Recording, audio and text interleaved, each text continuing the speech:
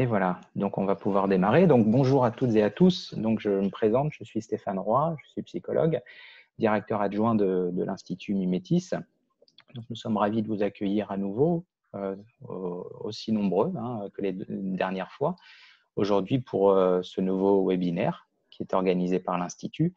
Alors ces webinaires, je tiens à le rappeler, ils existent car ils sont à la fois la rencontre d'un côté d'une équipe motivée, celle de l'Institut, et puis de vous aussi, de votre intérêt de votre intérêt aussi pour toutes les actions qui sont menées par l'Institut, car je le rappelle, l'Institut Mimétis, c'est aussi des formations qui sont organisées tout au long de l'année, que ce soit des formations longues en hypnose, en thérapie narrative, HTCMA, thérapie du lien, ou encore en approche contextuelle.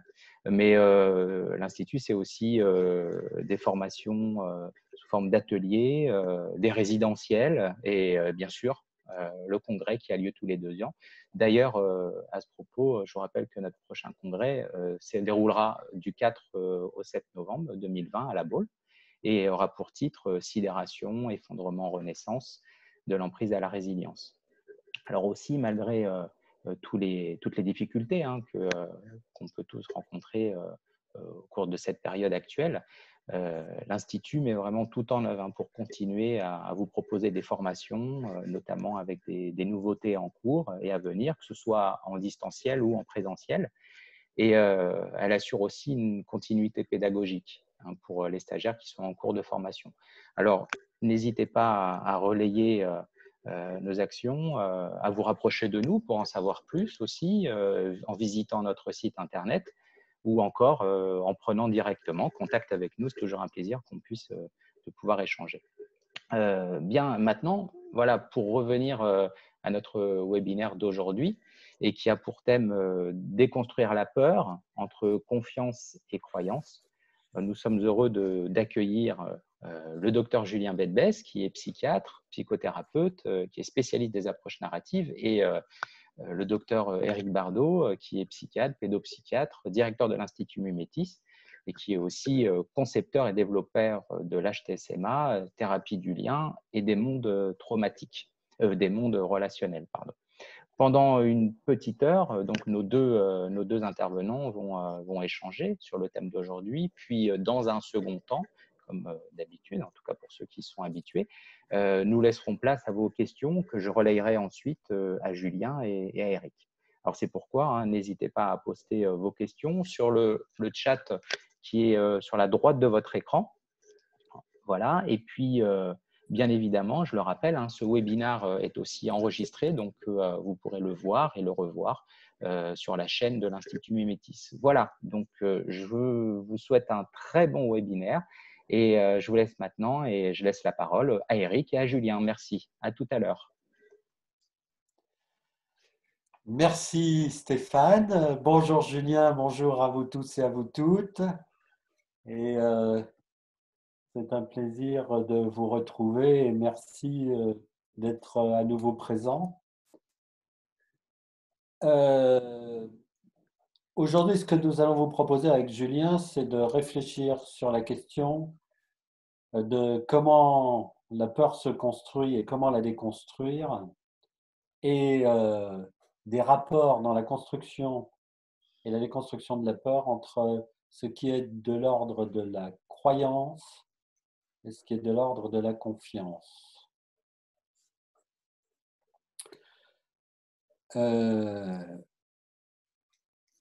Ce qui nous semble, en tout cas ce qui me semble assez étonnant aujourd'hui, c'est comment, dans la situation que nous sommes en train de vivre,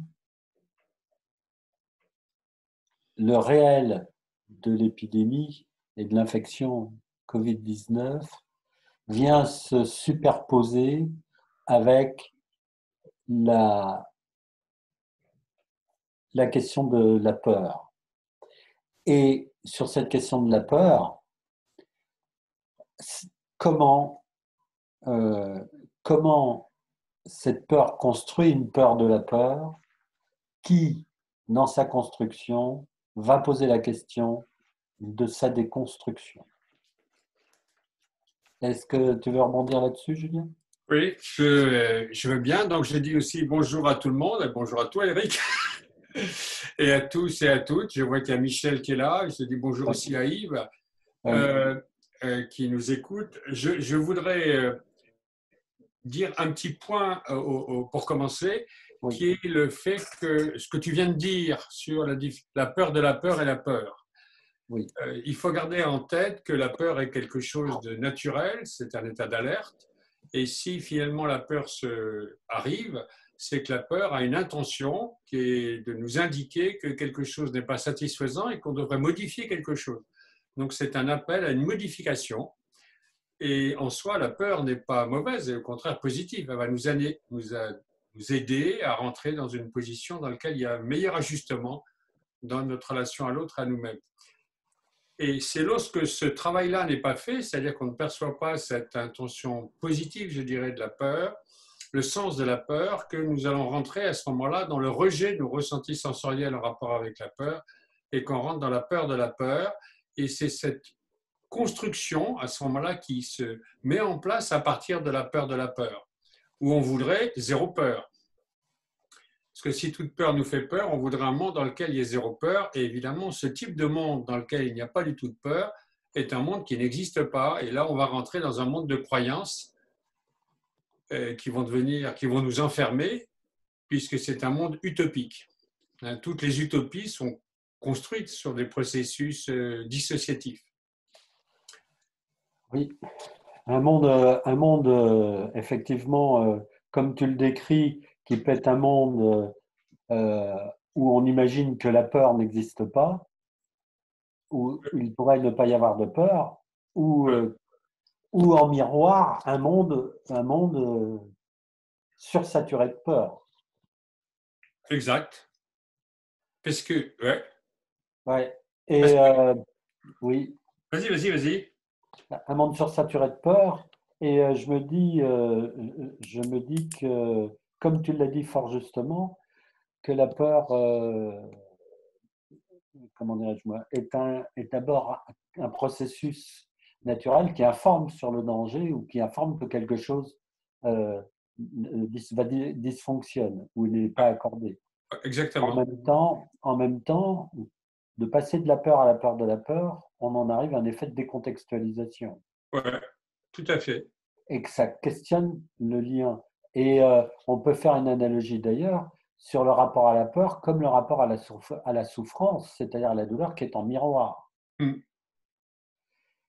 Et ce qui construit la peur, me semble-t-il, repose sur quelque chose qui me semble fondamental, qui est, comme être vivant et comme être humain, nous sommes des êtres d'anticipation. Et que la question de la peur, me semble-t-il, pose la question de l'anticipation. C'est-à-dire que la peur porte, en tout cas la peur de la peur, porte sur le futur et non pas sur le présent et sur le passé. C'est-à-dire que c'est comme si les expériences du passé construisaient une probabilité statistique qui peut aller jusqu'à la certitude que le futur ne peut reproduire que des expériences du passé, à l'exclusion d'autres. Ouais, ça, je suis d'accord avec toi là-dessus. Si je reprenais dessus, tel que je le perçois, moi en tout cas, ce que tu viens de dire, il y a sur le rapport entre peur et anticipation. Donc, il me semble qu'il y a une dimension, la peur nous amène à agir, donc la peur nous amène à anticiper. Et quand on est dans la peur de la peur, à ce moment-là, on n'arrive plus à anticiper. Parce qu'on voudrait être sûr qu'en agissant, il n'y ait pas de déconvenue, c'est-à-dire qu'il n'y ait plus de peur qui arrive. Il faudrait que la mise en acte nous amène dans un monde dans lequel il y ait zéro peur, qui est le monde utopique, qui est un monde 100% sécure. Or, évidemment, quand tu parlais tout à l'heure de monde sursaturé de peur, c'est-à-dire comme il suffirait qu'il y ait un minimum de peur, évidemment il y en a toujours puisqu'il y a du mouvement, ça nous amènerait à dire que comme n'importe quelle peur nous amène à avoir peur de la peur, on est saturé de peur. Donc la saturation est un effet de la dissociation. Oui. Et là, tu dis un point, moi, qui me paraît vraiment important, c'est cette notion de quantitatif que tu introduis. C'est-à-dire qu'il y a une vision du passé où il y a quelque chose qui s'est passé, qui s'est mal passé, on pourrait dire, et la personne est terrorisée à l'idée de revivre ce qui s'est mal passé. Elle a cette croyance que si elle n'a pas été capable d'accueillir la peur qu'elle a eue dans ce qui s'est passé précédemment, c'est-à-dire si j'ai eu un échec, j'ai eu peur que suite à cet échec, j'ai une image de moi qui se dégrade, suite à cet échec, que les autres me rejettent, que je perde la relation avec l'autre. Donc il y a un certain nombre de peurs qui ont été associées à des échecs. Et si cette peur-là qui a été associée à des échecs est une peur qui n'a pas été accueillie sensoriellement, c'est-à-dire que je n'ai pas accueilli ça, qui est souvent le cas quand nous avons des relations qui sont insécures, à partir de ce moment-là, eh ben, nous ne sommes plus dans la relation à nous-mêmes et aux autres. Et cette peur nous isole, et cette peur qui nous isole est une peur qui va nous amener à ne plus être dans notre singularité, puisqu'on a accès à notre singularité que lorsque nous sommes en relation aussi avec les autres. Ce qui fait que dès que la peur va revenir, on voudra absolument ne plus avoir de peur et on va être bloqué, on va être dans l'incapacité d'anticiper positivement et on va être envahi, si on veut se mettre à agir, par des angoisses d'anticipation, de peur qui sont très importantes. Les gens sont pris dedans. Alors, l'idée, ce serait, s'il y a de la confiance dans le passé, la peur est liée à la confiance, on a une capacité à ce moment-là d'anticiper. Si dans le passé, il y a une séparation entre la confiance et la peur, à partir de ce moment-là, il n'y a plus de singularité et on a une vision qui est linéaire, qui est une vision pour moi, qui est une vision quantitative telle que tu le décris. Et à ce moment-là, on est prisonnier de cette anticipation de la peur qui est liée à des croyances comme quoi ça va être une catastrophe.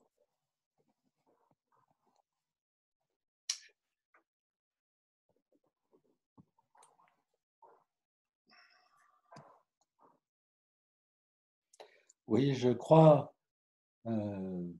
comme tu as dit un mot et qui est, me semble-t-il, essentiel, est la confiance dans les expériences du passé.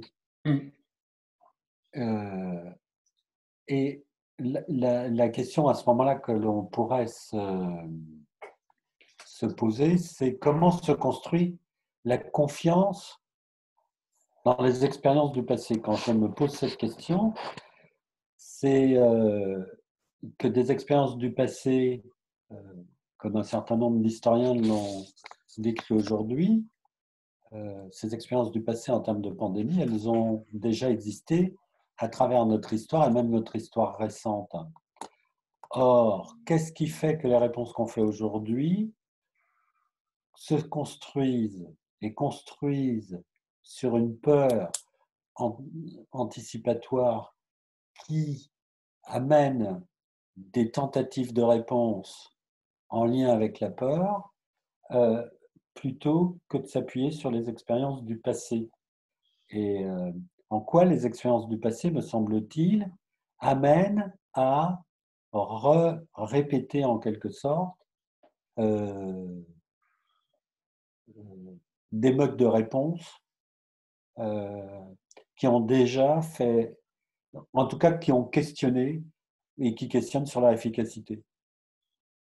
C'est une vraie question. Et la question que je me pose, c'est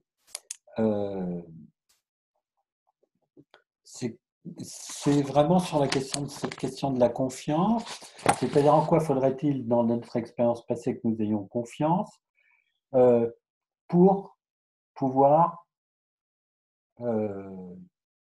traverser cette peur de la peur.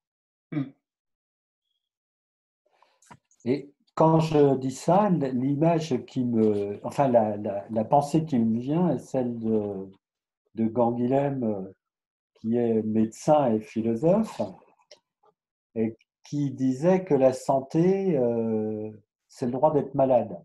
Ouais. Et la question que je me pose lorsqu'il dit ça, c'est est-ce que justement la confiance est la confiance dans la capacité à traverser des épreuves. et que cette confiance dans la capacité à traverser des épreuves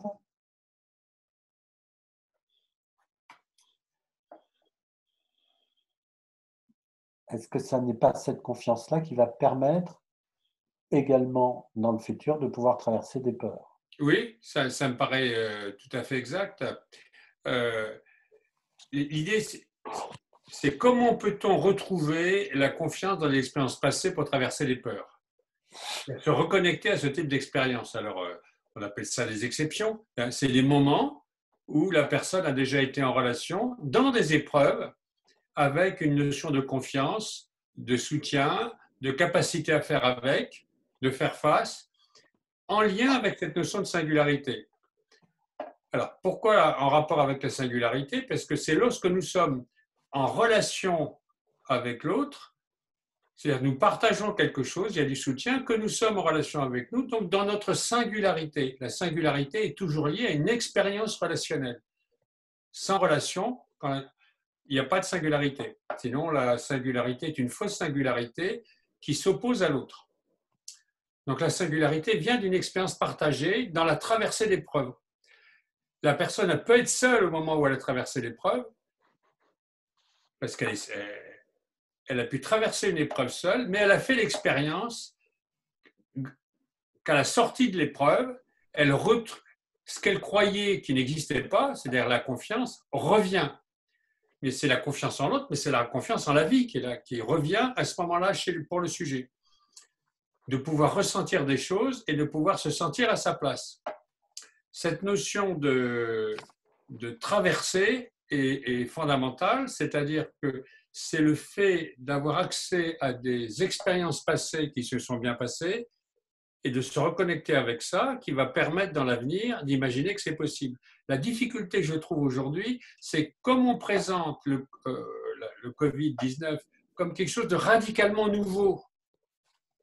On insiste sur cette nouveauté du Covid, on n'amène pas les gens spontanément à se dire qu'il y a déjà eu des choses comme semblables dans le passé et on a réussi à traverser ça. Cette notion de nouveauté amène les gens à créer, au contraire, des vécus dans lesquels ils sont isolés. Or, c'est parce que l'on perçoit que le Covid, c'est évidemment un virus qui est nouveau, mais ce n'est pas la première fois que les gens traversent des épreuves. Il faut relier cette expérience-là à des expériences passées si on veut faciliter l'émergence de nouveautés dans l'avenir.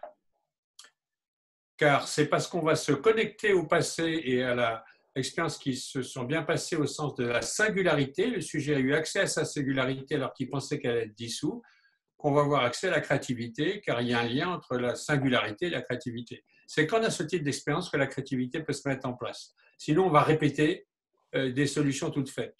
Et quand on veut répéter des solutions toutes faites, ça veut dire qu'on n'a pas de solution et on attend simplement notre chemin de la part d'experts qui souvent connaissent mal le sujet ou qui eux-mêmes se rassurent en disant ce qu'il faut faire.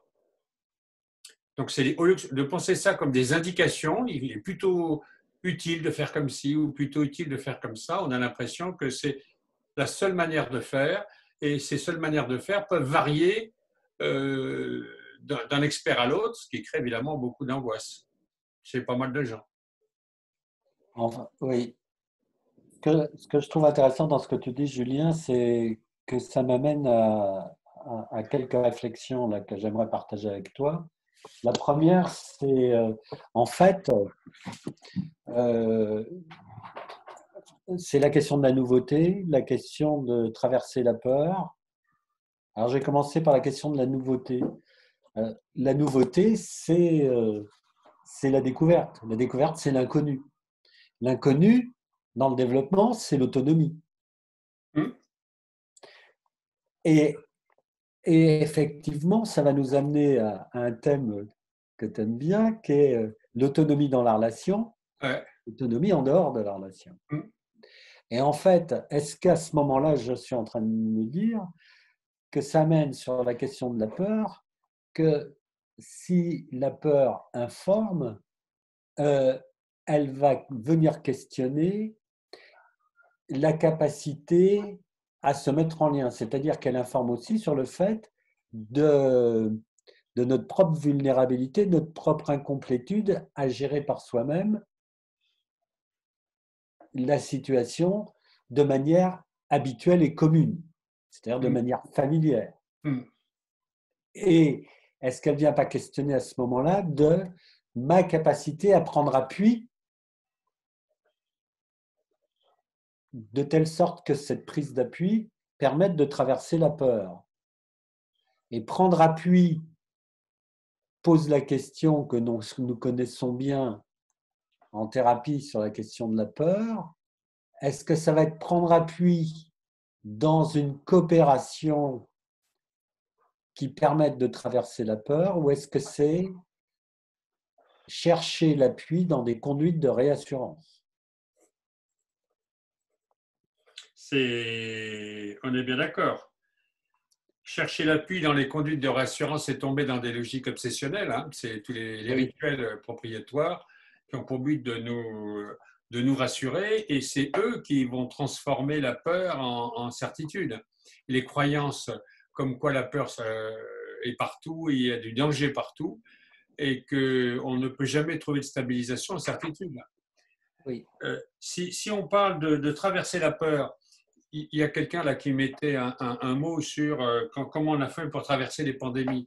L'idée, c'est de traverser la peur des pandémies, c'est-à-dire comment on traverse cette peur. Évidemment, il y a eu des catastrophes dans le passé déjà, mais comment on a traversé ces peurs par la suite, c'est-à-dire qu'on a pu reprendre la vie sans être sous l'influence directe de ces pandémies en termes de... On reste dans le trauma. Comment on a pu traverser ça pour ne pas être prisonnier des traumas qui étaient liés à ces pandémies. Et donc, la question qui se pose, ce n'est pas comment traverser le Covid-19 ou les maladies qui sont en rapport avec ça. Il y a des gens qui s'en occupent, il y a des médecins qui s'en occupent, il y a des mesures qui sont prises, mais là, on est sur la peur qui est en rapport avec ça. Et cette peur, si elle n'est pas traversée, eh ben, on a tendance à mettre en place, comme dit, les tentatives de solutions, dont les conduites de réassurance.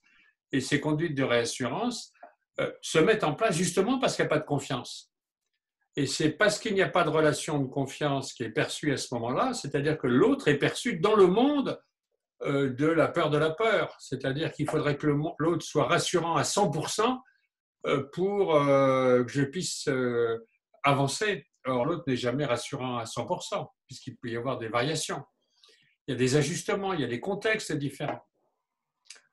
Donc l'idée le lien qui me semblerait important, si on reprenait la question de la confiance tout à l'heure, c'est à partir de ces expériences de confiance, c'était des expériences dans lesquelles la personne a pu traverser la peur en rapport avec la pandémie, parce que c'est dans des expériences de confiance, de tiers sécure, qu'on a la capacité d'accueillir nos propres ressentis sensoriels en rapport avec la peur. Sinon, on a tendance spontanément à lutter contre. Et c'est là qu'on est enfermé. Mais l'idée qu'il faut garder en tête, c'est confiance et singularité, créativité qui sont dans le même espace. Et c'est ça qui permet de traverser la peur. Et ça, si ce n'est pas en place, on a tendance à revenir sur ce que tu appelles des conduites de réassurance, des rituels, etc., qui nous amènent évidemment qui sont des tentatives de solution qui aggravent le problème. Là, on est enfermé. On va créer un monde dans lequel on est pris. On crée notre propre prison. On est prisonnier de ça. Tout à fait. Et si je rebondis sur ce que tu viens de dire, car il y a une question là qui s'est inscrite, pourquoi cette référence obligatoire au passé et non pas une vision optimiste et nouvelle ouverte aux opportunités du futur? La question est justement sur la question de la référence au passé et la question de la vision optimiste du futur. La question centrale avec quoi on est en lien. Est-ce qu'on est en lien avec les représentations ou est-ce qu'on est en lien avec les expériences de vie? Et je crois qu'il y a à préciser peut-être ce point, que la référence au passé n'est pas une référence aux représentations du passé, mais bel et bien une expérience, le lien aux expériences de vie qui viennent du passé et qui nous construisent dans l'actuel et dans le futur. ça me paraît fondamental de différencier ces deux aspects, oui. Et ça me semble fondamental de différencier ces Mm. deux aspects parce qu'un futur utopique peut être tout à fait une tentative de solution par rapport à la peur. Ah ben, pour moi, oui.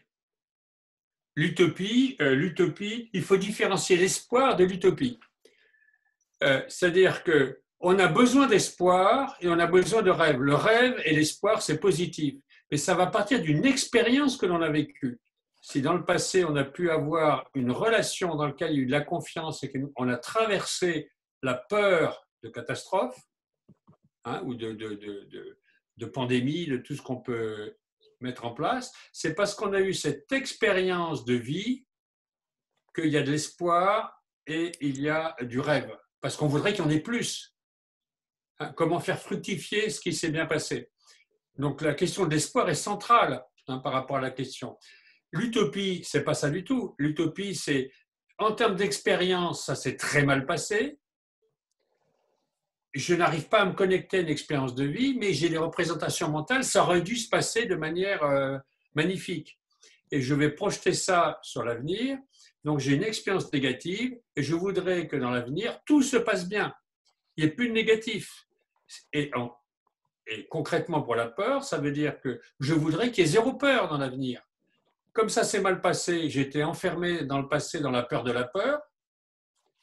Et c'est quand je suis dans la peur de la peur que je voudrais dans l'avenir, il y ait zéro peur. Ça, c'est l'utopie. Mais l'utopie, ce n'est pas du tout l'espoir. Je dirais que le ferment de l'utopie, c'est le désespoir. Et dans toutes les structures pathologiques que l'on voit en psychopatho, mais aussi en politique, on voit bien que toutes les utopies politiques, c'est différent de l'espoir. C'est des gens qui n'ont pas intégré un certain nombre de vécus traumatiques et il faudrait qu'ensuite, comme on dit, tout soit nickel, on rase gratis et à l'arrivée, c'est l'esclavage pour tout le monde parce qu'il faut qu'on a confiance en personne.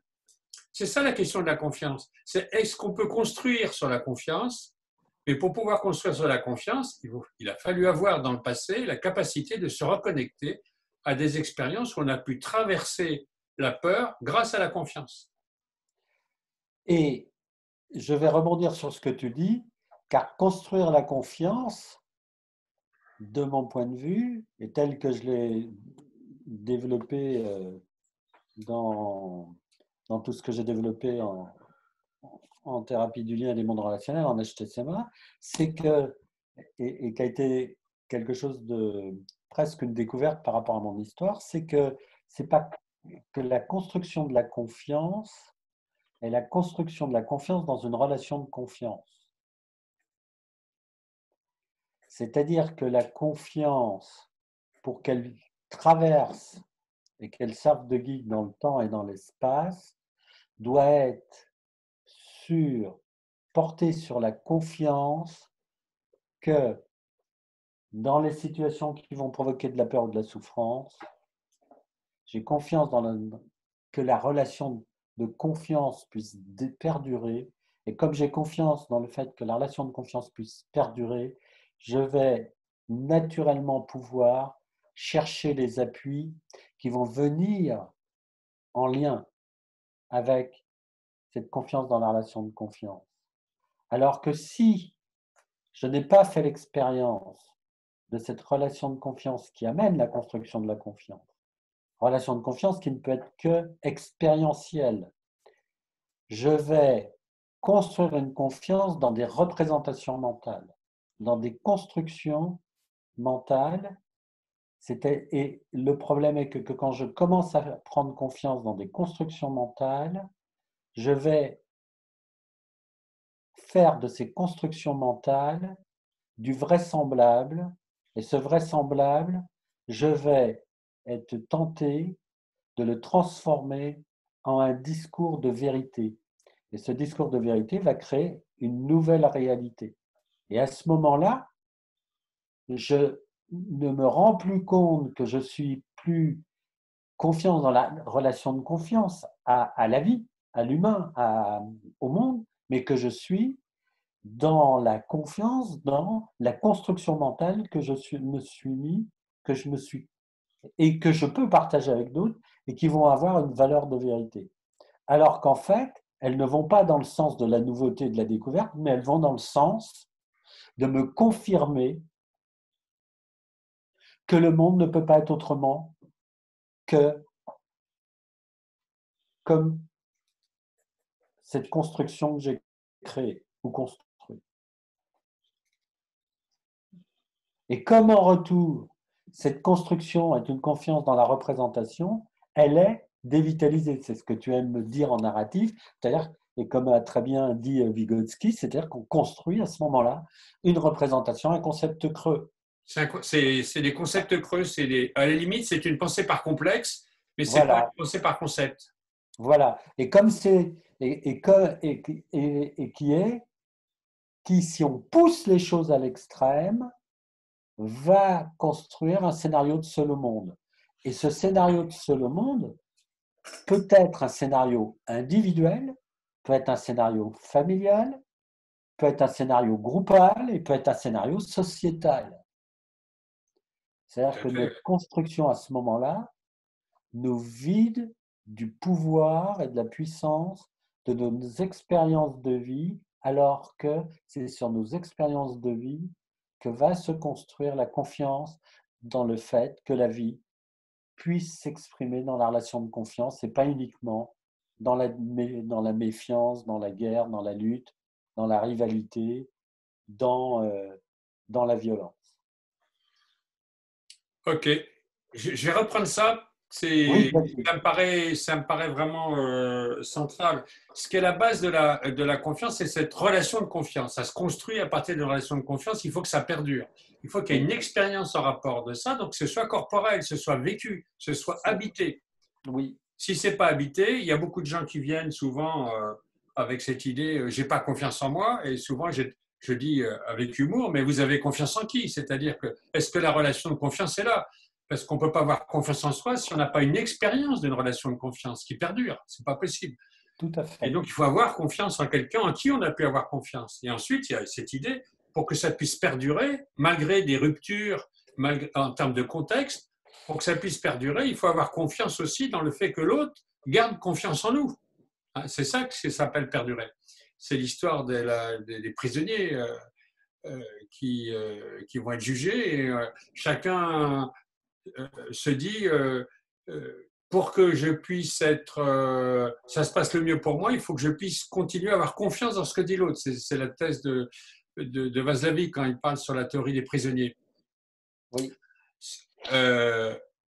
Si je reprends cette notion de confiance qui dure, alors je reprends et la notion de concept telle que tu l'as parlé en termes de Vygotsky, c'est parce que nous avons une expérience de la confiance, que nous existons même si nous sommes différents de l'autre.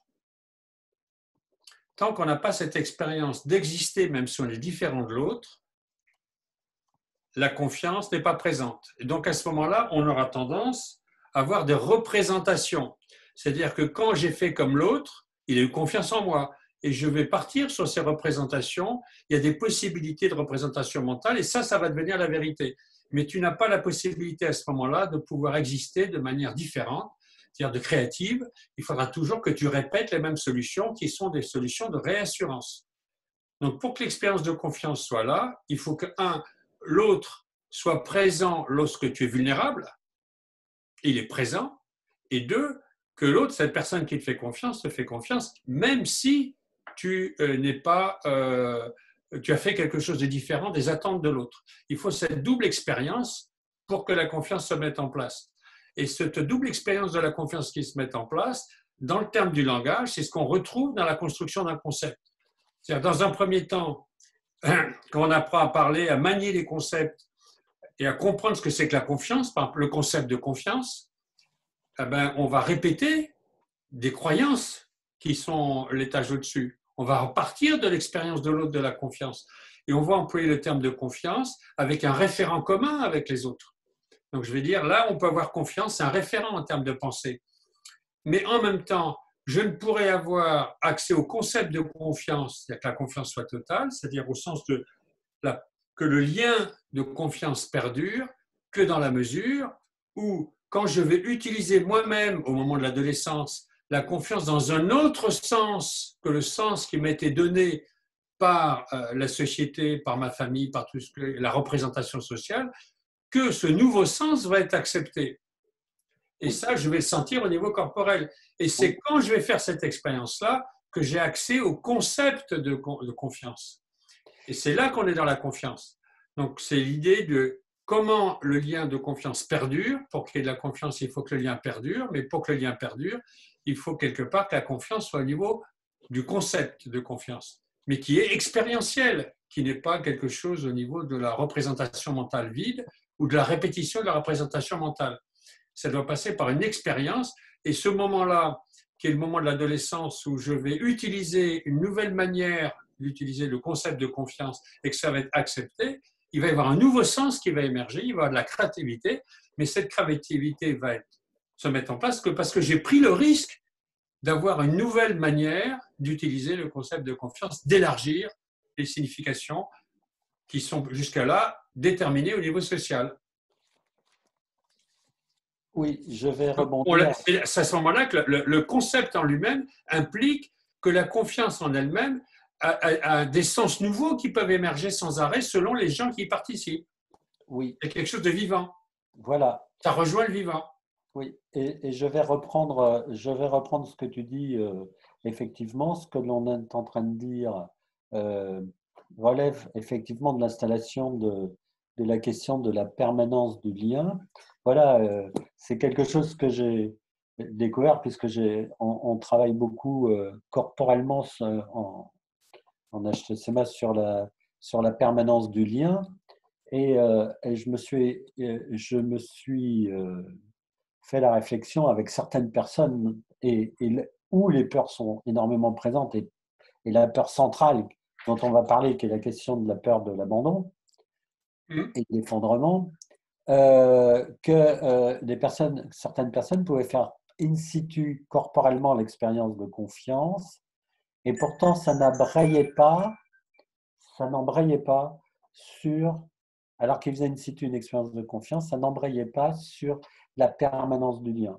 Et en fait, après y avoir réfléchi et après avoir réfléchi aussi aux travaux de Stern, c'est qu'en fait, pour que la confiance s'installe, il faut à la fois avoir fait une expérience de confiance corporelle, l'expérience de confiance, je suis avec l'autre et en retour, corporellement, je me sens accordé à l'autre et ajusté. C'est la métaphore de la main dans la main.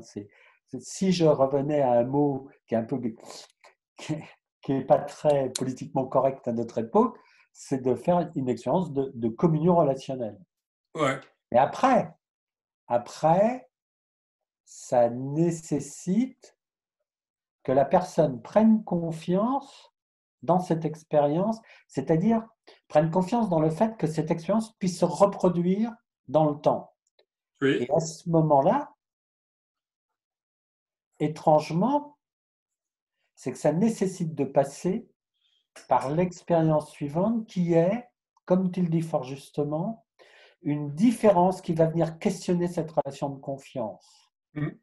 Et que cette différence va être dans la perception que j'ai ou la représentation que j'ai de la relation chez l'un et la représentation que j'ai de la relation chez l'autre vont être, dans leur différence, vont questionner leur réajustement en termes de confiance. Et que c'est à partir du moment où je fais l'expérience que je peux m'autoriser la différence, la singularité, sans que ça altère le lien de confiance, même si ça vient le questionner, qu'à ce moment-là, la permanence du lien de confiance s'installe dans le temps et peut perdurer. Le problème est que quand je suis construit sur des croyances, j'impose à l'autre le discours suivant qui est ou tu te soumets à ma croyance comme une vérité et à ce moment-là, je te fais confiance et j'ai confiance en toi, ou tu ne te soumets pas à ma croyance comme vérité et à ce moment-là, tu m'abandonnes et tu me maltraites. C'est ça, oui. Si la personne dans la relation, si la personne qui est dans la relation ne fait pas la même chose que qui correspond aux attentes de l'autre, alors ça dépend qu'est-ce que ça veut dire correspondre aux attentes de l'autre. Oui.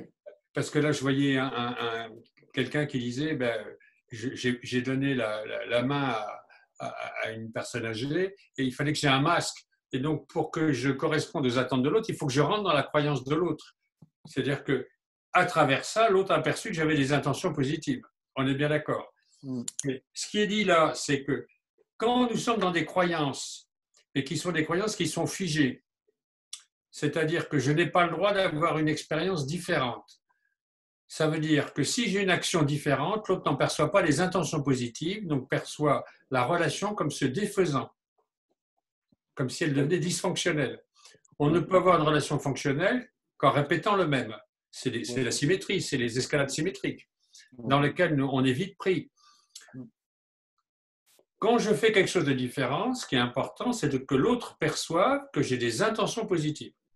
Et que si je fais quelque chose de différent, c'est pour enrichir la relation et non pas contre l'autre. Donc la différence comme pour enrichir et non pas pour s'opposer à l'autre. Donc l'idée, c'est pas de dire je suis contre les croyances de l'autre, mais c'est de faire fructifier les croyances de l'autre pour les enrichir, pour qu'elles perdent leur côté nocif et rigide et pour qu'elles s'ouvrent sur la vie. Et donc, à partir du moment où une croyance ne s'ouvre plus sur la vie, c'est une croyance qui est caractérisée par le fait que tout le monde doit avoir des comportements identiques, sinon, il n'y a plus de confiance. Et le risque, je dirais, des moments de crise, c'est de dire pour sortir de la crise, il faut que tout le monde ait des comportements identiques ou des comportements dans lesquels il n'y ait plus de créativité.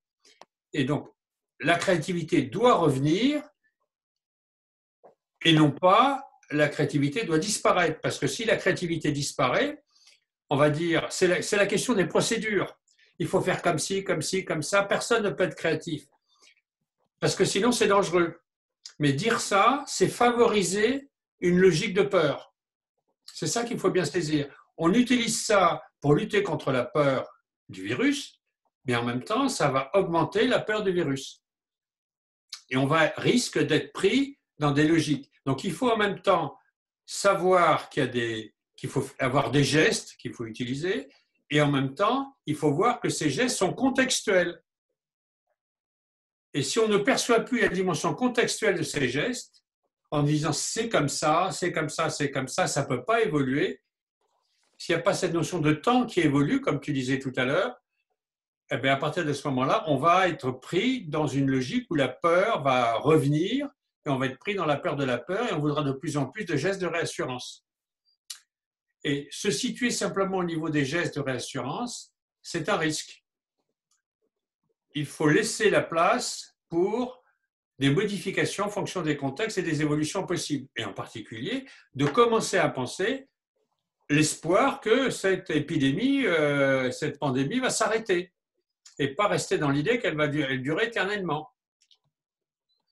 Et donc, comment va-t-on voir que dès qu'elle va commencer à baisser, qu'est-ce qu'on peut faire de nouveau? Oui, alors, je vais reprendre quelques éléments de ce que tu viens de dire, Julien. Vas-y. Prendre un petit moment pour remettre les idées en place. Vas-y. Je vais juste rebondir sur ce que tu viens de dire, l'espoir que cette pandémie va s'arrêter. Ben oui. Je pense que l'espoir que cette pandémie va s'arrêter est déjà, pour moi, une manière de définir les choses qui ne peut que construire, comment dirais-je moi, déjà un discours ambigu et entretenir la peur. Je vais m'expliquer. Si on est dans la vision qu'on a un virus et nous, ça veut dire que la pandémie, ça va s'arrêter, ça veut dire quoi? Que le virus va disparaître. Or, en tout cas, ça... Mais j'ai dit que la pandémie allait s'arrêter, pas le virus disparaître. Voilà. Donc, c'est ça qui est important. C'est-à-dire que la pandémie, c'est la représentation qu'on a des effets du virus. Oui. Parce qu'en fait, dans le vivant, la question incontournable va être qu'on n'a pas le pouvoir de le faire disparaître. On est bien d'accord. À partir de là, ça veut dire que tout simplement, quand on est dans le processus du vivant, que d'une manière ou d'une autre, ça va être comment on s'accorde dans le processus du vivant à interagir d'une manière telle que et le virus et l'humain cohabitent. Oui,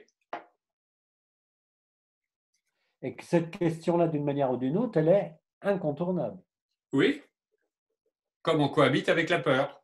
Comme on cohabite avec la peur. Hmm. Et, et donc, la question pour en sortir, là encore, et qui est extrêmement compliquée, va être comment je peux prendre confiance, non pas dans la vision de l'autre comme l'autre destructeur, et le virus symbolise l'autre indifférencié, me semble-t-il, Oui, mais comment je vais avoir les ressources pour modifier la relation avec l'autre, de telle sorte que cette relation destructrice, maltraitante, devienne, se transforme, se modifie, se transforme en une relation de cohabitation et de confiance. Et là, on voit bien que pour que la confiance s'installe, ça veut dire aussi que j'ai la confiance dans le fait, et ça rejoint la pensée de Gandhi, dans le fait que j'ai la vie me et nous permet, tant dans la singularité que dans le collectif, d'avoir les ressources pour traverser les épreuves. ouais. Ce que je veux dire par là, c'est qu'il y a quand même quelque chose qu'on peut mettre à la base et qui est indiscutable, c'est que quelles que soient les épidémies, et même les épidémies les plus dramatiques depuis que l'homme est sur Terre, n'empêche que l'homme, en termes de communauté, la communauté humaine a traversé les épreuves puisqu'elle est toujours vivante aujourd'hui. Hmm. Ça, c'est un premier point. Le deuxième point, c'est que je crois que quelque chose qui me semble important, c'est que la peur dissocie et divise. Hmm. Et, et comme elle dissocie et qu'elle divise, je crois qu'on a du mal à se représenter que le phénomène de la peur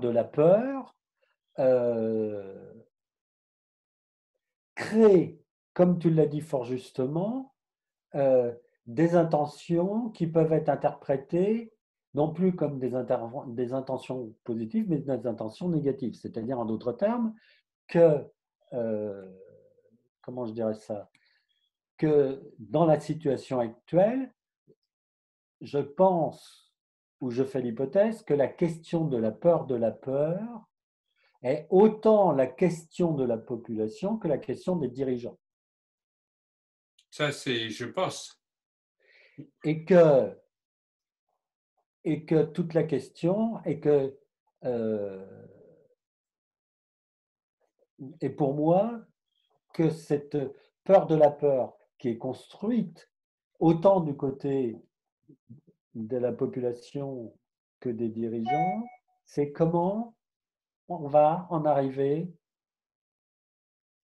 à déconstruire cette peur dans la mesure où le confinement est venu et les gestes barrières sont venus mettre à distance les fondements même de l'expérience humaine. Ben oui, il y a une mise à distance qui était mise en place. Donc, c'est l'histoire du déconfinement où il faudra remettre en place les relations. Donc, il va y avoir euh, nécessité de créer quelque chose. Et évidemment, on crée toujours en s'appuyant sur des expériences qui ont été vécues dans le passé. Je voudrais reprendre ce que tu viens de dire sur la question du virus et la question de la population. Je dirais que la question de la peur est antérieure à la question du virus. La Oui. société est traversée par la peur. Oui. On a peur que les gilets jaunes cassent tout, on a peur que telle catégorie de la profession professionnelle fasse des choses qu'il ne faut pas pour la société. Les hommes politiques sont tout le temps en train de regarder les sondages pour être assurés, parce qu'ils ont peur, hein, ils ont l'impression que la confiance n'est pas présente. Il y a des livres qui ont été écrits sur la France comme société de défiance, hein, ce manque de confiance. Et donc, il y a cette idée qu'il y a toujours cette peur qui était là avant. Et comme on pourrait dire, les citoyens n'ont pas confiance dans les hommes politiques. On est dans un pays où on voit même pour la traversée de la gestion de la crise que les Français ont, donc c'est la question de la peur, ont moins confiance que les autres responsables politiques pour gérer la crise. Alors, on peut imaginer qu'ils font tous plus ou moins la même chose, mais le vécu en termes de confiance est inférieur. Donc les gens ont peur que les hommes politiques ne le fassent pas. Donc on a quelque chose qui était antécédent à la crise, qui était ce manque de confiance et cette défiance. Le deuxième point, c'est que quand la crise arrive, on pourrait dire que le virus va s'installer dans ce manque de confiance. C'est-à-dire cette peur, finalement, on se réconcilie sur la question on va se réconcilier sur, on a finalement, celui qui fait plus peur que tout le monde, c'est le virus. Donc, on va se mettre d'accord tous ensemble par rapport à cette peur du virus. Mais le jour où la peur du virus va diminuer, il va falloir qu'on reprenne des relations, puisqu'elle nous a mis à distance. Mais elle n'a pas résolu le problème d'avant, qui est cette peur qui était là avant. C'est-à-dire que c'est ça la vraie question, c'est qu'il va falloir inventer de nouvelles manières d'être qui traversent cette peur initiale qui était présente avant. Parce que là, pour l'instant, tout le monde se réconcilie sur le virus, comme si toute la peur venait du virus, mais demain, le virus ne sera plus là. Enfin, il n'aura plus ses effets sous forme de pandémie. Il va être là parce qu'il va continuer à exister et habiter parmi nous. Il ne va pas disparaître. Et puis, il y en a d'autres qui arriveront. Donc, la question qui va se poser actuellement, là, avec le déconfinement, c'est comment, progressivement, vont pouvoir se remettre en place des relations qui ne sont pas structurées et prisonnières de croyances autour de la peur. Parce que sinon, les relations humaines vont être insatisfaisantes, mais on va faire revenir en continuant à avoir peur du virus tout le temps. Parce que ça va être le moyen de se rassurer par rapport au manque de relations humaines entre les personnes. Donc, toutes ces peurs sociales, politiques qui vont traverser vont nourrir la peur que le virus revienne. Et revienne sous forme de pandémie. Évidemment, il sera toujours là. Ce qui est amusant, c'est qu'on me dit il va revenir. Non, le virus, il sera toujours là. C'est la pandémie qui peut revenir, mais le virus, il sera toujours là. Donc, dire que le virus va revenir, il ne va pas revenir, il va rester. Il faut accepter qu'il reste.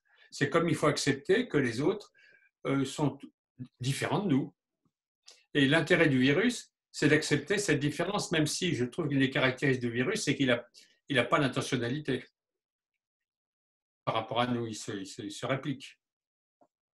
Hein, c'est simplement une réplication de protéines. Alors, c'est pour finir, là, ce que je viens de te dire, c'est le déconfinement va poser la question de comment se libérer de la peur du virus, mais pour ça, il est nécessaire d'avoir accès à une capacité à créer des liens humains qui soient basés sur lorsque l'autre a des comportements différents, il peut avoir des bonnes intentions. Alors moi, simplement pour connecter, je pense que c'est bien d'avoir un masque, mais je reçois sur mon téléphone, est-ce que vous êtes d'accord que c'est obligatoire ? Et moi, non, parce que si ça devient obligatoire, ça voudrait dire que toute personne qui n'a pas le masque a des intentions négatives. Or, il y a quelqu'un qui peut imaginer que je marche dans la nature, je n'ai pas besoin d'avoir un masque. Et si je suis proche de l'autre, je vais le mettre pour protéger l'autre, mais je ne suis pas obligé de l'avoir tout le temps. L'idée de l'avoir tout le temps, c'est enlever cette dimension contextuelle. Et c'est empêcher de pouvoir imaginer que l'autre peut avoir des intentions positives et ils sont en capacité, en intelligence, de comprendre les contextes. Oui. Non, mais je te dis ça comme ça. Mais c'est des vraies questions sur la déconstruction de la peur, pour moi. Oui, mais en fait, si je reprends les choses autrement, comme elles me viennent là, je suis en train de me dire que la déconstruction de la peur, ou plutôt la construction de la peur, c'est que la peur renvoie comme message quoi? Elle renvoie un message d'incomplétude et de vulnérabilité. C'est ça.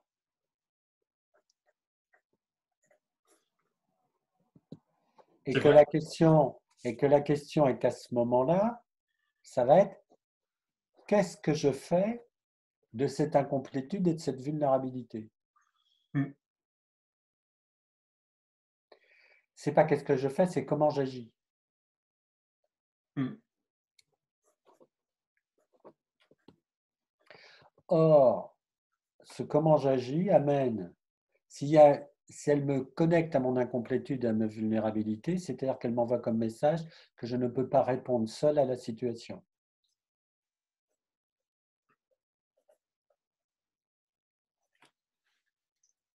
C'est exact. Et donc, toute la question est, est-ce que dans cette situation-là, agir, je vais agir en lien avec le contexte, ou est-ce que, qui provoque la peur, ou est-ce que je vais agir pour traiter mon incomplétude et ma vulnérabilité? Et lorsque je dis est-ce que je vais agir pour traiter mon incomplétude et ma vulnérabilité, ça veut dire qu'à ce moment-là, je suis confronté à moi et moi. Je suis dans le lien entre Oui, moi et oui, moi. oui, ça, je suis bien d'accord. Ouais.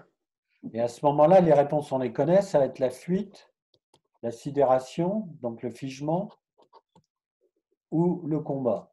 Mm. Et, et en fonction de ces positions à l'extrême, la fuite va aller jusqu'au retrait et au désespoir, le figement jusqu'à l'indifférence, et le combat jusqu'à la persécution. Où je te rejoins, à ce moment-là, l'autre est responsable par son comportement de me confronter à ma propre incomplétude et à ma propre vulnérabilité. Et à ce moment-là, ça, c'est inacceptable pour moi. Mm. Or, toute la question est qu'à ce moment-là, je suis dans un scénario et je me construis à ce moment-là dans un scénario, je vais dire, de type identitaire où je suis seul au monde. Ouais. Et que je demanderai à l'autre de se comporter de manière telle que je n'ai pas à être confronté à mon incomplétude et à ma vulnérabilité.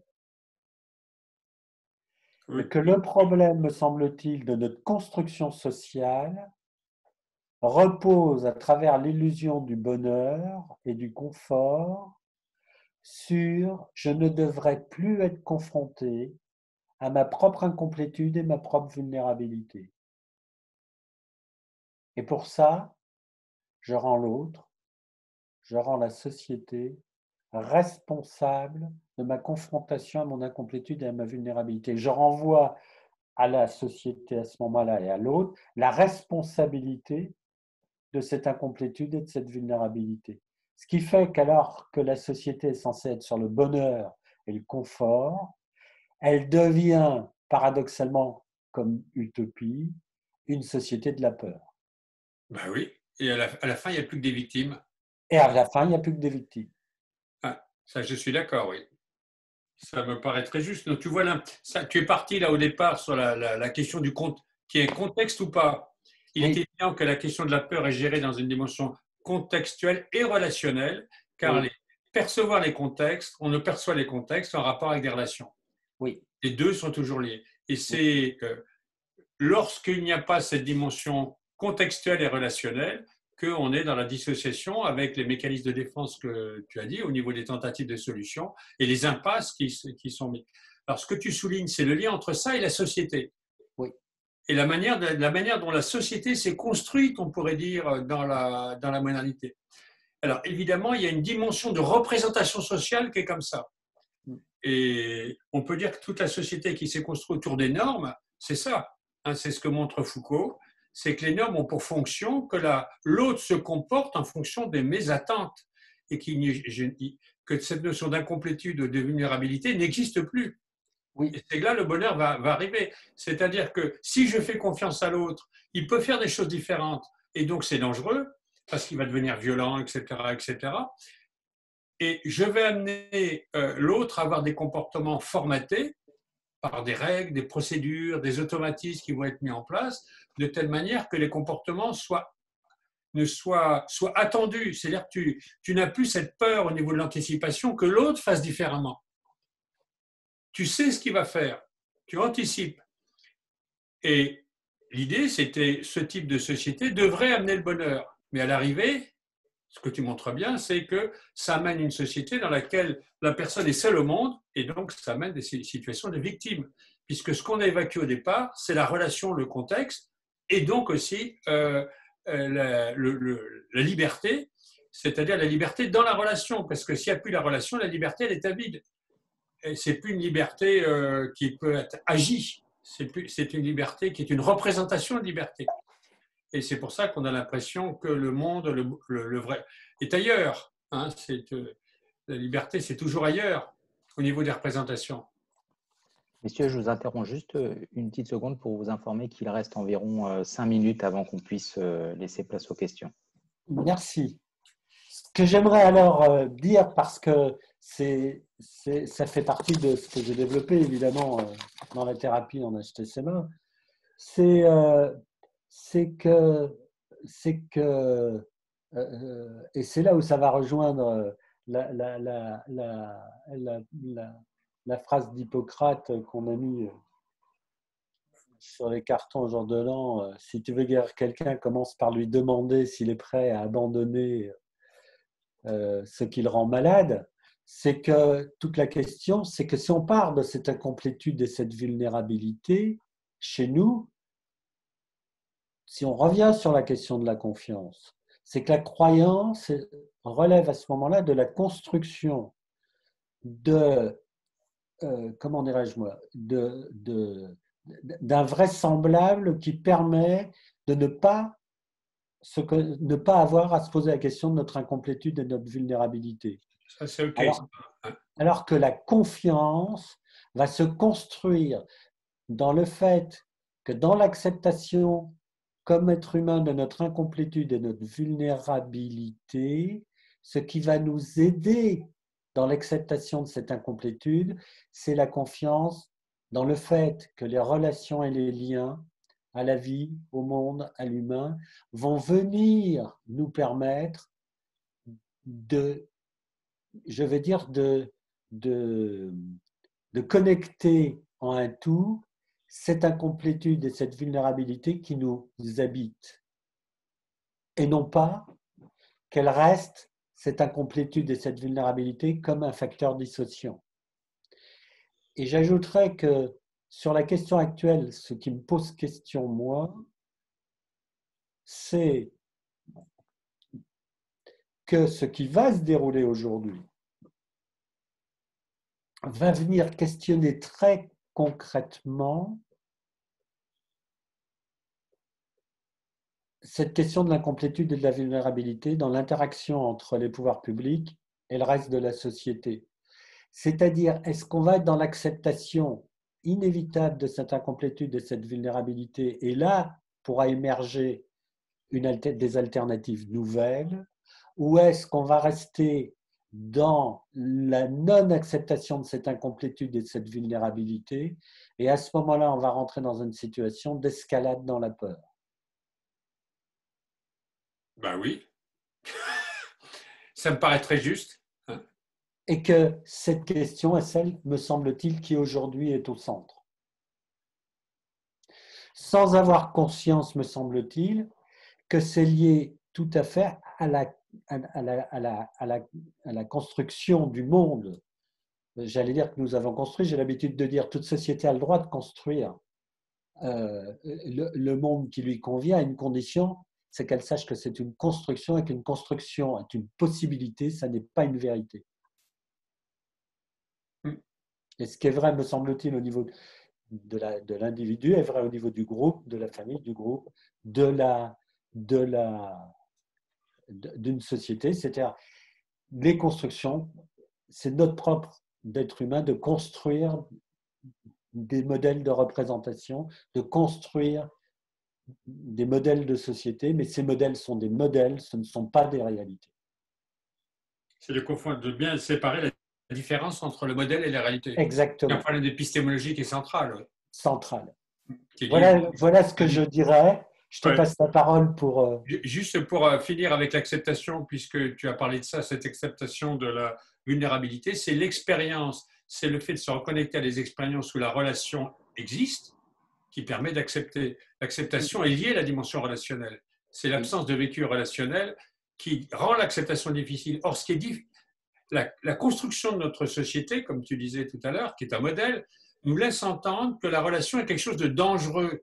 Oui. C'est ça, c'est-à-dire que c'est là-dessus que ça s'est basé au départ, c'est-à-dire que l'homme est un loup pour l'homme. Donc, si l'homme est un loup pour l'homme, toute relation est potentiellement dangereuse. Et si la relation est potentiellement dangereuse, l'autre est un loup pour moi et je vais avoir du mal à rentrer en relation avec lui. On ne peut rentrer en relation avec l'autre que si la confiance est là. C'est-à-dire qu'il y a quelque chose, une anticipation possible en termes de confiance. Si ce n'est pas le cas, eh ben, la relation ne s'installe pas. Si la relation ne s'installe pas, je n'habite pas mon corps. Et si je n'habite pas mon corps, je ne suis pas dans la capacité d'accepter la vulnérabilité. Voilà. Et un vœu, que la Vas-y. multiplication des expériences, de plaisir, de redécouverte, du plaisir d'être ensemble, des moments de partage que va avoir créé ce confinement puisse être une base pour re-questionner cette dimension comment dirais-je moi, de la relation humaine serait une relation, comment dirais-je moi, j'allais dire, qui contiendrait une dimension qui serait en soi menaçante et dangereuse. Très bien. Je crois qu'on, si c'est OK pour vous, on va s'arrêter là pour cette première étape, qui n'est pas en guise de conclusion, mais plutôt en guise d'ouverture. On va déjà commencer aussi par vous remercier, Eric et Julien, pour vos échanges et la vivacité de votre pensée. On a bien perçu l'interaction entre vous deux. Alors, il y a bien évidemment, vous vous en doutez, il y a pas mal de questions. On va essayer de les regrouper. Il y a quelques thématiques qui reviennent. Et je vais tout de suite en profiter, peut-être pour vous demander quelques propositions. Il y a des questions qui portent bien sûr sur la question de la confiance. C'est la thématique. La confiance, c'est l'expérience corporelle. Et il y a d'ailleurs, juste à l'instant, il y avait de nouveau une question qui était posée. Qui porte, c'est-à-dire que la confiance ou la relation de confiance, ou plutôt je dirais l'expérience de confiance, doit à un moment ou un autre, doit passer par une expérience corporelle. C'est une question. Voilà, est-ce que c'est possible de revenir là-dessus? Tu m'autorises à répondre? Vas-y, tu peux commencer, oui. Pour comprendre comment l'expérience de confiance passe par une expérience corporelle, je crois que ça passe sur le fondamental du lien d'attachement qui passe dans la relation corporelle. Je vais prendre comme… c'est parce que c'est une base sur laquelle j'ai développé sur l'HTML, c'est une base sur laquelle est développée la thérapie. Le nourrisson va faire l'expérience de l'ajustement entre son interoceptivité, c'est-à-dire ses perceptions internes, et son extéroperceptivité, c'est-à-dire ce qu'il perçoit de l'extérieur, dans l'accordage corporel avec le corps de sa mère.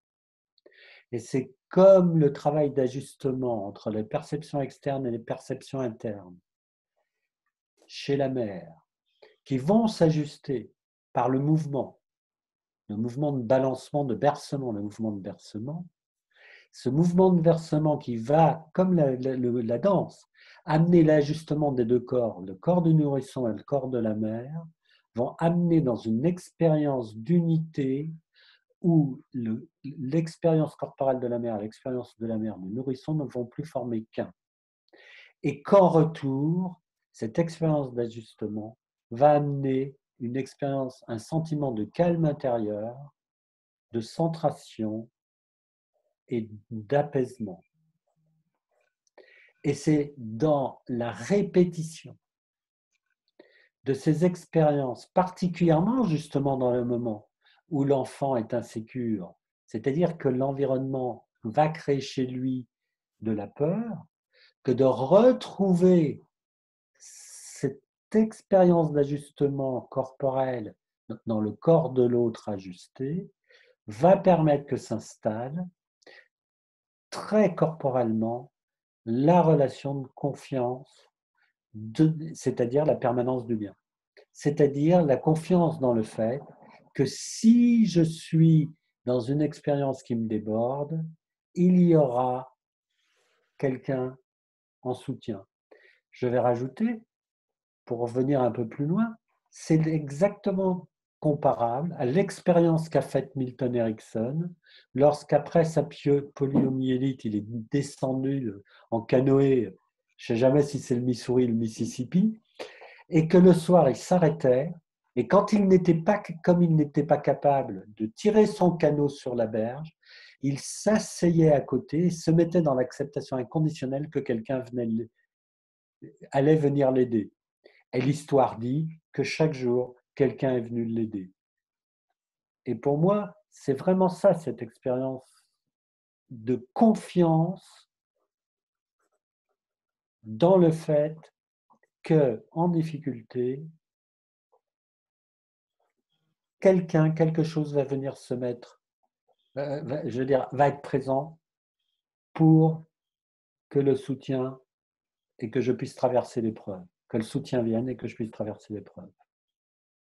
Et c'est une base fondamentale, me semble-t-il, en tout cas dans ce que j'ai développé, c'est une position que me semble-t-il, doit avoir le thérapeute. C'est-à-dire que la vie, dans tous les cas, va être un soutien. Je te laisse la parole. Ah ben, je dirais que c'est pour toutes les thérapies, ce que tu viens de dire, c'est central. Oui. C'est la base de la psychothérapie. Hein. C'est cette notion d'accordage et de permanence du lien. Tant que ce n'est pas en place, tu peux faire tout ce que tu veux, tous les changements possibles, il n'y a rien qui marchera. C'est la chose fondamentale à mettre en place. Ce que j'avais envie de dire, c'est qu'évidemment, si ce n'est pas mis en place, cette notion de confiance, cette permanence du lien, tu donnes l'exemple d'Erickson, s'il n'avait pas cette expérience, il aurait dit je suis descendu en canot, il n'y a que des cons, j'étais en difficulté, tout le monde m'a laissé tomber parce qu'il n'aurait pas eu cette capacité d'anticiper corporellement en termes d'anticipation et d'accordage qui fait qu'il y a une résonance qui va être en face et que la personne sent qu'il a envie d'être en relation et que pour lui, ça a du sens. Oui. Ça me paraît central. Oui. Donc, est-ce que la confiance est en rapport avec l'expérience corporelle? Évidemment, à 100%. Sinon, on est dans des représentations de la confiance. Et la représentation de la confiance, c'est ce qu'on disait tout à l'heure, c'est ça qu'on appelle la croyance ou la pensée par complexe, c'est-à-dire qu'il n'y a pas quelque chose qui a été jusqu'au processus où la personne s'est sentie à sa place et dans un processus d'accordage. Tout est corporel, et plus c'est corporel, plus c'est habité, mieux c'est. Quand on parle des concepts, pour qu'un concept soit vivant, on habite un concept, ce concept est dans le corps. Si la confiance est un concept, il passe par cette expérience que tu viens de décrire avec la mère et la permanence du lien. Tant que cette expérience n'est pas là, le mot confiance n'est pas un concept, ça reste une pensée au mieux par complexe. Et là, on n'est pas dans le corps, on est dans la tête. Et la thérapie, c'est d'amener les gens, et la vie, c'est d'amener les gens à avoir un corps vivant, un corps en relation. Alors justement, je me permets de vous poser une autre question. Évidemment, si on fait référence à la situation actuelle, qu'on parle du confinement ou du déconfinement actuellement, est-ce que la relation de confiance et peut-être on pourrait même dire, aller un peu plus loin, c'est-à-dire parler du lien, ne peut se faire ou doit systématiquement forcément passer par la proximité spatiale, c'est-à-dire la proximité physique, parce que le lien ne pourrait finalement pas se faire à distance. Alors, je vais répondre à ça. C'est intéressant parce que, comme vous savez, je suis allé chez le coiffeur et les commentaires dans le salon de coiffure des deux coiffeurs a été fort intéressant à ce sujet-là. Puisqu'ils sont obligés, puisque les gens qui viennent se faire coiffer sont contraints de porter des masques. Et ils ont fait la réflexion devant moi, enfin on en a parlé ensemble, en disant, avant on portait notre attention sur les sourires, sauf qu'avec les masques on ne voit plus les sourires, mais on voit les yeux. Et ils m'ont dit tous les deux, on n'avait jamais réalisé avec quelle intensité le regard pouvait être souriant et comment les gens pouvaient nous faire partager comment ils étaient contents après avoir eu leurs cheveux coupés, que ça avait un effet de soulagement et qu'ils nous témoignaient d'être contents et de partager ce moment et que c'est à travers leur regard. On oublie tout le temps que la proximité, elle n'est pas que elle est dans le toucher, mais elle est aussi dans l'odeur, elle est aussi dans le regard, elle est aussi dans la voix. Et oui, il y a besoin de proximité, et du jeu de la proximité, de la distance et la proximité, mais l'intime ne peut être que dans la proximité.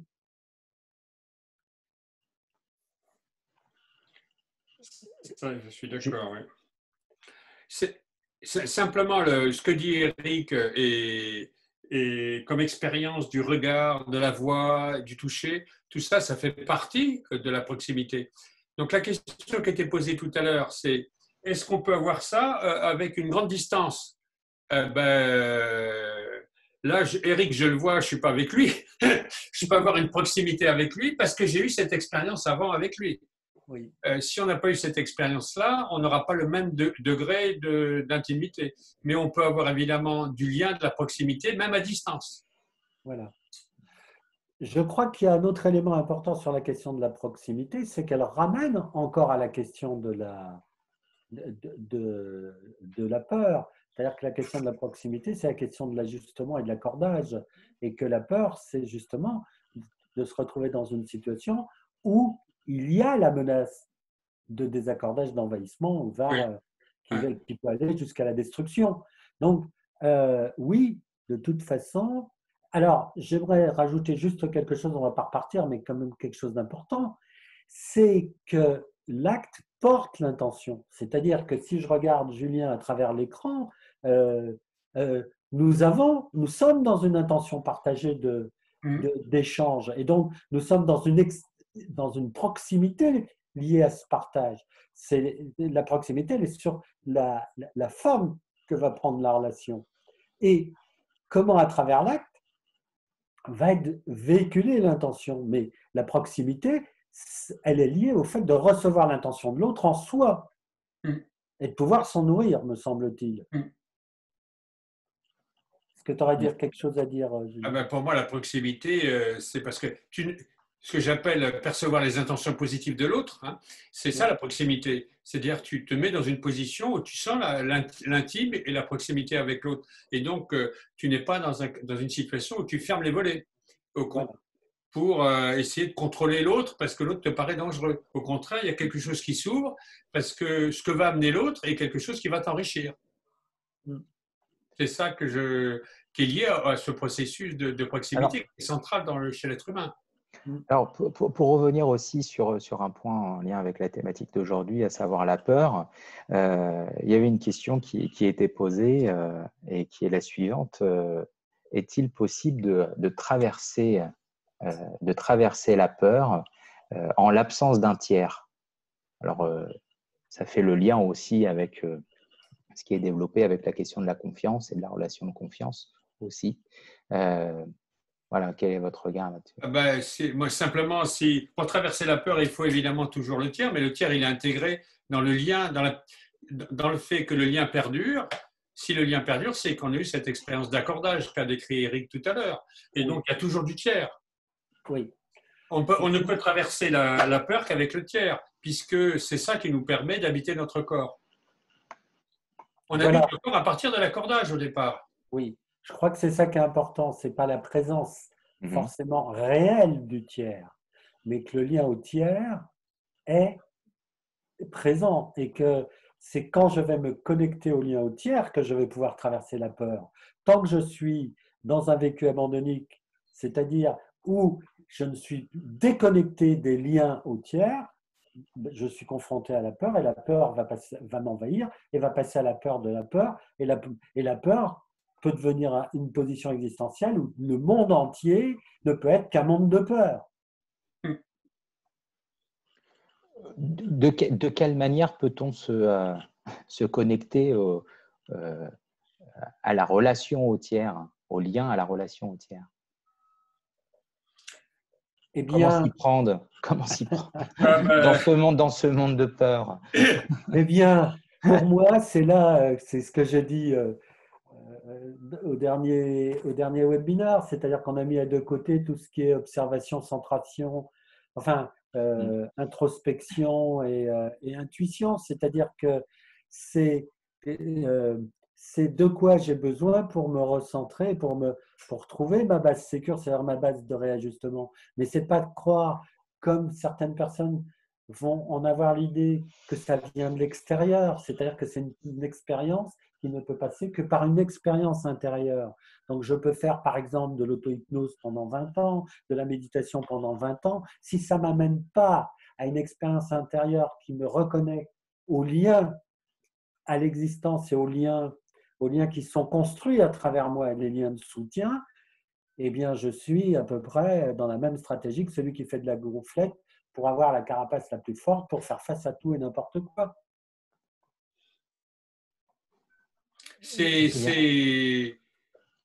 Donc, il y a cette dimension de, si je rebondis sur ce que tu viens de dire sur l'expérience intérieure, je peux faire de la gonflette pendant 10 ans ou faire de la méditation pendant 10 ans, pendant 20 ans. Si l'action est coupée de la relation, la personne reste dans l'acte n'est jamais terminé.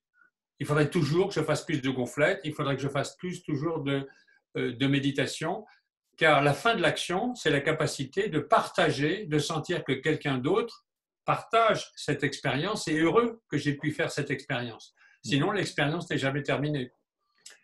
Pour les questions comment faire, il y a cette idée d'intuition, d'observation, ce que disait Eric, d'introspection, et aussi de se poser des questions, pas simplement sur le paysage de l'action, c'est-à-dire qu'est-ce que vous faites, mais quand vous faites ça, quand vous avez telle intention, qui peut se réjouir que vous ayez telle intention, qui peut être satisfait que vous ayez été capable de faire ça, c'est-à-dire de faire réintroduire l'autre dans l'action. Or, le monde moderne qui travaille en termes de processus a évacué l'autre de l'action. Je dois faire des actions qui se passent de manière automatique sans autre. Et l'action n'est jamais terminée. Une action n'est terminée que lorsqu'il y a un partage affectif à la fin de l'action. Et je puis l'imaginer, ce partage affectif. Tout à fait. Et qui boucle l'intention qui amène à l'action avec les effets qui viennent valider l'intention. C'est exactement ça, ouais. Et que c'est cette boucle-là qui à ce moment-là, amène à l'accordage. C'est donc ce qui fait la différence entre l'expérience de vie et la représentation de l'expérience de vie dont vous parliez tout à l'heure. Ouais. Tout à fait. Parce que l'expérience de vie finit sur l'accordage. Elle vient de l'accordage, elle retourne à l'accordage.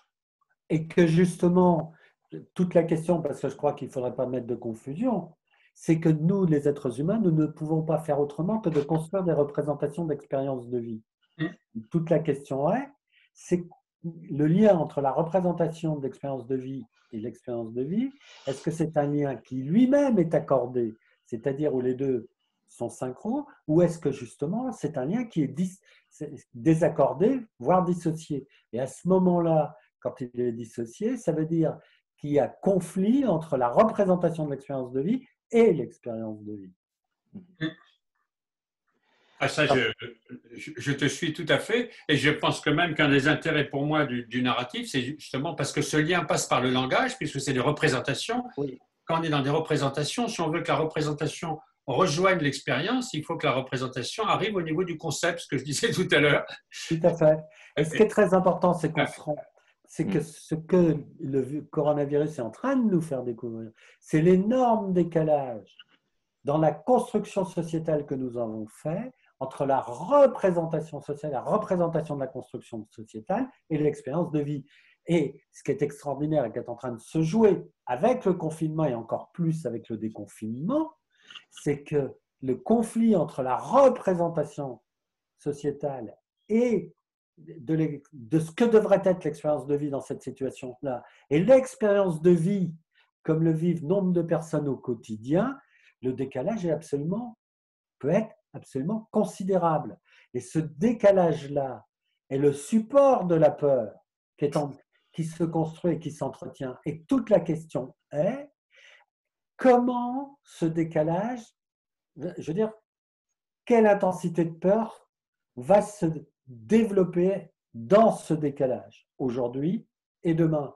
Et si la peur se dissout, que le décalage se réduit, on va aller vers autre chose.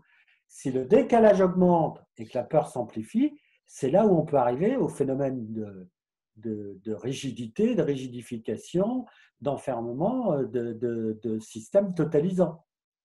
Parce qu'on va rentrer dans les histoires persécutoires, de délation, de boucs émissaires, et j'en passe et des meilleurs. Et donc, je crois qu'on est vraiment dans ce moment qui peut être à la fois angoissant et en même temps intéressant, parce qu'il est à la fois menace que la peur prédomine et amène à des tentatives de réponse de rigidification, et en même temps, dans l'autre sens, enrichissant dans le sens où ça peut être une alternative à l'émergence, laquelle j'en sais pas, mais l'émergence d'un nouveau rapport entre l'expérientiel et les représentations. Alors, peut-être avant de terminer, puisqu'on approche de la fin de notre webinaire aujourd'hui, Éric, Julien, si vous aviez un petit mot en direction de la communauté, un message de confiance, bien sûr qui s'appuie sur les échanges qui ont eu lieu aujourd'hui. En quelques mots, quel est le message que vous adressez? Si moi je disais un mot, je dirais que ce qui me paraît essentiel pour la suite, pour le déconfinement ou la déconstruction de cette peur, c'est qu'il faut travailler sur cette séparation excessive entre les représentations mentales et l'expérience, mais pour travailler sur cette déconstruction des représentations mentales, il faut les questionner, mais en même temps, il faut en percevoir les intentions positives. Il ne faut pas rentrer dans des logiques de destruction par rapport à des représentations qui sont mal ajustées. Il faut percevoir les intentions positives de nos représentations mentales pour les faire évoluer.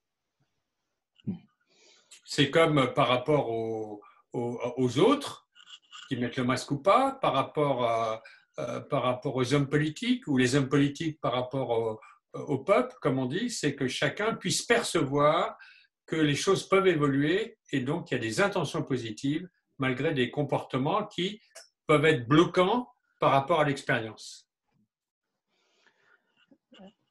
Éric, je dirais que ce sont que ce sont les gouttes d'eau qui font ensuite les rues, les rivières, les fleuves et les océans. Et ce que je veux dire par là, c'est que je crois que je ramènerai la question à tout un chacun et nous en tant que thérapeutes de comment on peut traverser la question de la peur, tant par rapport à soi que par rapport à nos patients. Et comment traverser la peur, c'est de reconstruire la question, me semble-t-il, la question du sens et de l'alternative, c'est-à-dire quel sens nous amène à être vivants et à retrouver une confiance, j'allais dire un minimum de confiance inconditionnelle dans la vie et un minimum de confiance dans l'autre. L'autre non pas comme prédateur et comme menace, mais l'autre aussi comme soutien. Très bien. Bien, et puisque nous sommes maintenant arrivés à la fin de ce webinaire, on va une nouvelle fois remercier Julien et Eric pour leurs éclairages. Il y a énormément de commentaires, et énormément de commentaires positifs concernant justement des points, des rappels. Il semblerait que ça ait été très utile et clair. Stéphane, oui. Juste un petit moment. Vas-y. Je voudrais dire sur la question des commentaires, plus vous faites de commentaires, plus il y a de commentaires, et plus ça veut dire que ça stimule vos capacités de réflexion, et c'est ça qui est le plus important pour nous dans ces webinaires. Aussi. T'es OK, Julien? Oui. Voilà, donc encore un grand merci. On vous remercie tous aussi de votre participation, voilà, d'alimenter, comme le disait Eric aussi, les échanges, les discussions à travers les commentaires et les questions qui sont nombreux. On ne peut pas relayer toutes les questions, alors on essaie de les regrouper. Et puis aussi un petit mot, puisque remercier aussi l'Institut Mimetis qui gère l'organisation de ces webinaires. Toi, Stéphane. Mais c'est avec grand plaisir. Et donc, pour vous aussi, avant de terminer, pour vous rappeler que notre prochain webinaire aura lieu vendredi 29 mai, si je ne fais pas d'erreur, oui, c'est bien ça. Oui, c'est vendredi ça. 29 mai, donc ça veut dire que ce n'est pas la semaine prochaine, mais c'est la semaine d'après, donc dans 2 semaines. Et aussi une autre information, donc les horaires ont changé là exceptionnellement. Le vendredi 29 mai, donc, le webinaire aura lieu de 14h à 15h30 et il sera animé par les docteurs Christian Pétel et puis par le docteur Eric Bardot également. Et ce nouveau webinaire aura pour thème « Entre méfiance, défiance et confiance, les avatars du dialogue humain ». Voilà, encore un grand merci à tous et puis nous vous souhaitons… Peut-être que tu peux annoncer aussi le prochain, le 5. Alors oui, mais est-ce que tu peux me rappeler le titre puisqu'il était en construction donc il Mais fallait simplement dire qu'on validé. Reprendra à 10h30 et qu'il sera avec Gérard Osterman. Donc voilà, ça ça sera le 5 juin avec Gérard Osterman et bien sûr on vous informera. Et je te donne le titre. Vas-y. Je te laisse le dire. 30 secondes. Donc le titre sera « Dans un monde saturé par la statistique, quelle place pour la symbolique dans l'épreuve que nous traversons ?» Voilà. On vous informera bien évidemment de toutes ces informations-là. Voilà, à très bientôt. Merci à vous tous Eric, et à vous Julien. toutes. Merci Julien. Merci À la prochaine. Eric et merci à tous et à toutes d'avoir été là.